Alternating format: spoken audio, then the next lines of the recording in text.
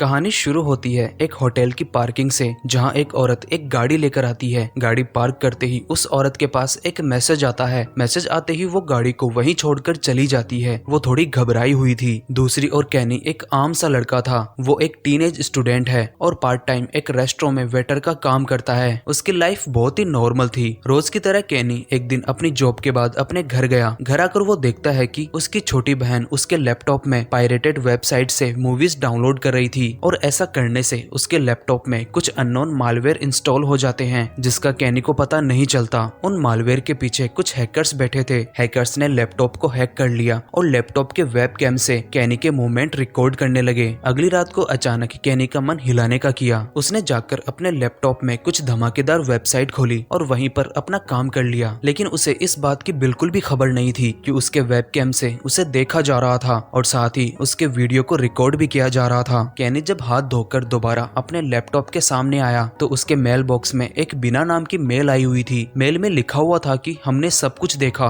जो तुमने किया। मैसेज के साथ उसका हिलाते हुए का वीडियो भी था। साथ ही मैसेज में एक धमकी भी थी कि हमें तुम्हारा मोबाइल नंबर भेजो, वरना ये वीडियो तुम्हारे कॉन्टेक्ट में जितने भी लोग हैं सभी को भेज दी जाएगी। कैनी ये सब देखकर बहुत ज्यादा डर गया और उसने अपना मोबाइल नंबर हैकर्स को भेज दिया। नंबर मिलने के बाद उन्होंने कैनी को फोन पर मैसेज करना शुरू किया। कैनी ने हैकर से पूछा कि क्या तुम्हें पैसे चाहिए, तो इसका जवाब उन्होंने नहीं दिया। बस इतना कहा कि किसी को मत बताना, वरना तुम मुसीबत में पड़ जाओगे। कैनी पूरी तरह सहम गया। उसकी रात की नींद भी उड़ गई। वो अब किसी को बता भी नहीं सकता कि उसके साथ क्या हो रहा है। कैनी जब अगले दिन अपने काम पर गया तो वहां पहुंचते ही उसके फोन पर दोबारा उन हैकर्स का मैसेज आता है। हैकर्स ने कैनी को एक जगह की लोकेशन भेजी और वक्त पर वहां पहुंचने को कहा, नहीं तो उसकी वीडियो लीक कर दी जाएगी। वो तुरंत हड़बड़ाहट में रेस्टोरेंट से निकल गया और वक्त पर वहां पहुंच गया जहां की लोकेशन उसे भेजी गई थी। थोड़े से इंतजार के बाद वहां एक डिलीवरी बॉय आता है। वो कैनी को एक सफेद डब्बा देता है। अपना काम कंफर्म करने के लिए डिलीवरी बॉय कैनी की डिब्बे के साथ फोटो खींचता है। कैनी उस डिलीवरी बॉय से पूछता है कि मुझे इस बॉक्स का क्या करना होगा, तो इस पर वो बोलता है कि तुम्हें उन लोगों के द्वारा बता दिया जाएगा, मेरा काम यही खत्म होता है। डिलीवरी बॉय भी किसी तरीके से हैकर्स के चंगुल में फंसा हुआ था। वो वहां से जाने से पहले कैनी से बोलता है कि जब तुम्हारा काम खत्म हो जाएगा ये सब रुक जाएगा। इतना बोलकर डिलीवरी बॉय वहां से चला गया। उसके जाने के बाद कैनी को नया टास्क दिया जाता है कि उसे इस बॉक्स को एक होटल के रूम नंबर 121 में पहुंचाना है। कैनी यहाँ साइकिल पर आया था, लेकिन लोकेशन थोड़ी दूर होने की वजह से वो गया बस में। वो जब रास्ते में था उसका मन बार बार कर रहा था कि वो बॉक्स को खोले और देखे उसमें क्या है।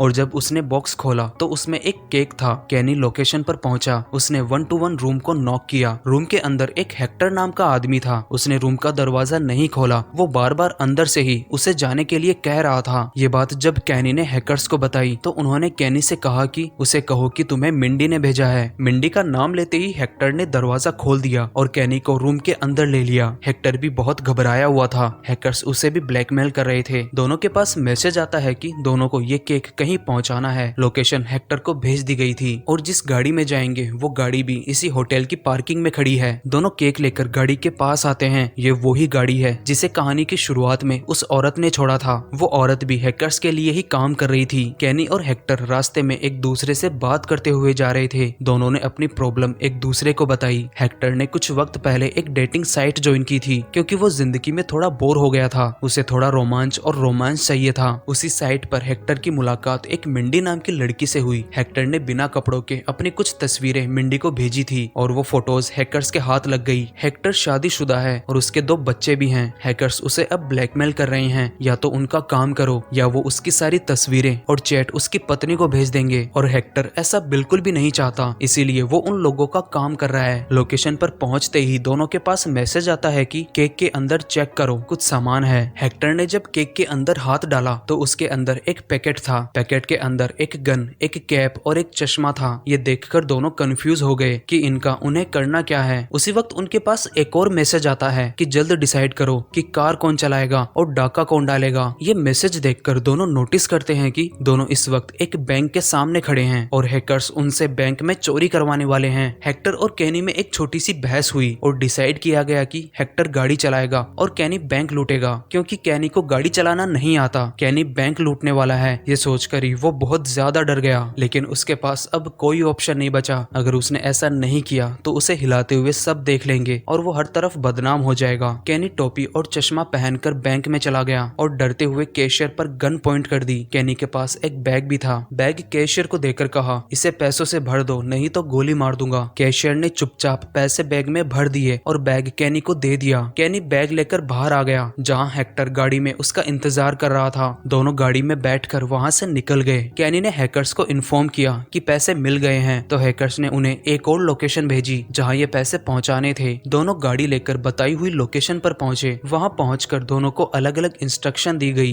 हेक्टर से कहा गया कि गाड़ी को कहीं ले जाकर ठिकाने लगा दो और कैनी के पास नई लोकेशन आई जहां उसे पैसे पहुंचाने थे। दोनों को अपना काम अकेले करना था। यहाँ से हेक्टर और कैनी अलग हो गए। कैनी पैसे लेकर लोकेशन पर पहुंचा। जगह थोड़ी जंगल टाइप थी। लोकेशन पर उसे एक आदमी मिला। उसका भी हाल कुछ कुछ कैनी के जैसा ही था। कैनी के पहुंचते ही उस आदमी ने सबसे पहले एक ड्रोन स्टार्ट किया क्योंकि उसे ऐसा करने के लिए बोला गया था। ड्रोन में लगे कैमरे की मदद से हैकर्स दोनों को देख पा रहे थे। कैनी को वहां पहुंचकर पता चला कि जो उसके पास पैसे हैं वो एक तरह से प्राइज मनी है। कैनी और उस आदमी को फाइट करनी है किसी एक के मरने तक। जो जिंदा रहा वो जीत जाएगा और ये पैसे भी उसी के होंगे। आदमी जैसे ही कैनी से फाइट करने आगे बढ़ा, कैनी ने गन निकाल ली जिससे उसने बैंक लूटा था। लेकिन उसने आदमी को शूट करने के बजाय खुद को शूट किया। लेकिन पता चला गन खाली है। दोनों फिर एक दूसरे से लड़ते हैं और ये सब हैकर्स देख रहे थे। हेक्टर जब रात को अपने घर पहुंचा तो उसके फोन पर हैकर्स ने एक मैसेज भेजा जिसमें एक मीम का फेस था और यही मैसेज उन लोगों को भी भेजा गया जिन्हें हैकर्स अब तक ब्लैकमेल कर रहे थे। उस आदमी और कैनी की फाइट खत्म होते ही ये पूरा खेल भी खत्म हो गया। कैनी जीत गया था। सारे टास्क पूरे होने के बावजूद हैकर्स ने सारे लोगों के सीक्रेट पब्लिक कर दिए जिनकी वजह से उन्हें ब्लैकमेल किया जा रहा था। कैनी का वो वीडियो उसकी माँ, उसके पड़ोसी, रिश्तेदार सभी ने देखा। हेक्टर की पत्नी को भी उसकी सारी करतूत पता चल गई और बाकी जितने भी लोग इस खेल से जुड़े हुए थे सभी के सीक्रेट पब्लिक कर दिए गए। आदमी को मारते ही कैनी के पास पुलिस पहुंच गई जो हैकर्स ने ही भेजी थी। हमें यहाँ पता चलता है कि एक आम इंसान की सबसे बड़ी कमजोरी उसकी शर्म है, एक वो डर। सभी का कोई ना कोई गंदा राज होता है जो एक इंसान किसी के सामने नहीं आने देना चाहता